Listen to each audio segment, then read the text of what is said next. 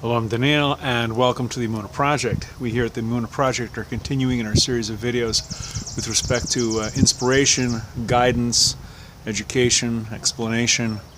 And I'm sitting here on Merritt Island in my little corner of the Great White North in the Niagara region of Canada.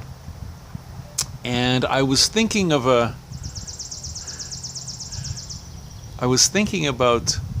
a story I remembered with respect to Reb Zushya of Anipol and Rabbi Elimelech. These were students of the Maggid of Mezritch, Rebbe Dov Ber,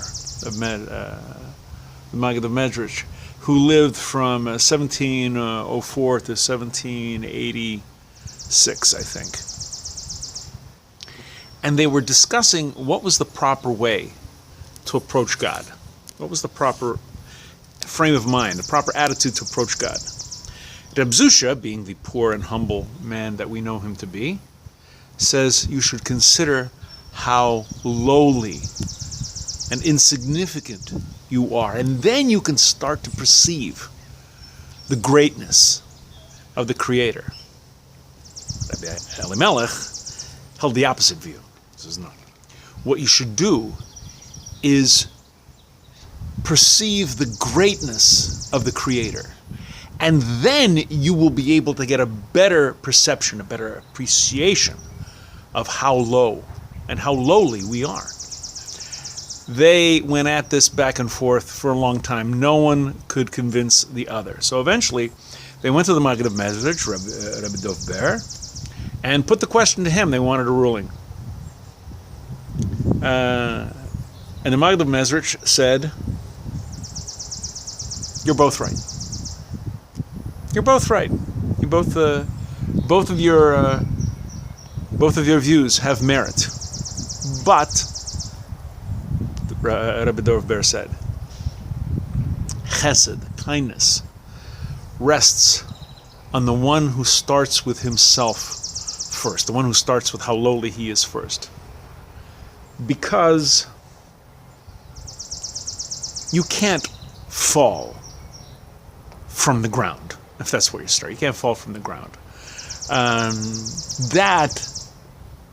That discussion about should you be great, should you not be great, opened up a file, a drawer of stories revolving around the Maggid of Mezritch. One had to do with Rabbi Bunam. Rabbi Bunam said, as you go through life, you must always have two things in your pocket. In your right pocket, you should have, for my sake was the world created. And in the other pocket, you should have, I am but ashes and dust. Just earth and ashes. Between the two, depending on when you need it and how you need it, you switch back and forth. Another story having to do with that, with the Reb Zushya, that is, and also peripherally to the Maggid of Mezritch.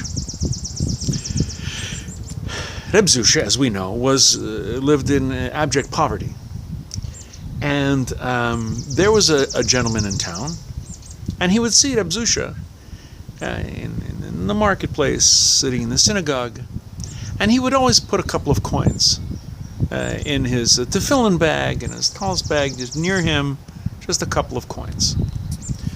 Well, this man started becoming very successful, and he had more money, and he would give more money to Reb Zushya, not others, but basically to Reb Zushya.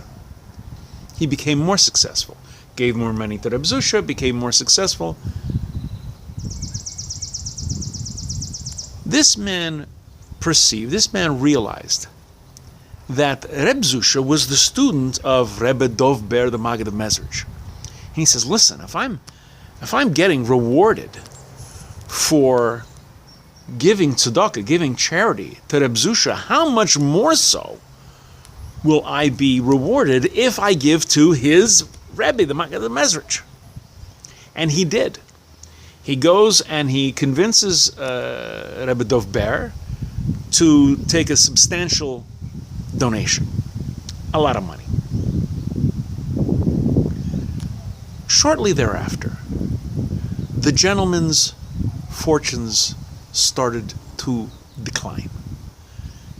Little by little, making less and less, until he was right back where he started. And he was very troubled by this. So he goes to Reb Zushya for an explanation. And Reb Zushya said to him, so long as you didn't care, it didn't matter to you who you were giving money to, to me, to Reb Zushya, to somebody, God acted the same. He gave it to you, and it didn't matter to him who he was giving it to. Once you started thinking about giving money to noble people, to people who are more established, people who are, in your view, holier, of great stature, the Creator started doing the same thing. And he started giving to other people and not so much to you. And here are lessons in greatness and in humility. You need both. At one point, you need to be able to view yourself as small and insignificant, and there are times where you need to build yourself up and look at things in a positive way and give credit where credit is due. And between the two of them, between the one pocket saying, for my sake the world was created, and from the other pocket saying, you're earth and ashes, this balance, this tightrope that we walk, we can perhaps get through life a little more easily, with a little more understanding of who we are and where we're supposed to be in life and in our relationship with the Creator. We're going to be doing more videos along this line. Please come back. Please watch. Please learn. I hope they inspire you. I hope they are you find them useful. And until next time, on behalf of the Emunah Project, I'm Daniel, and thank you so much.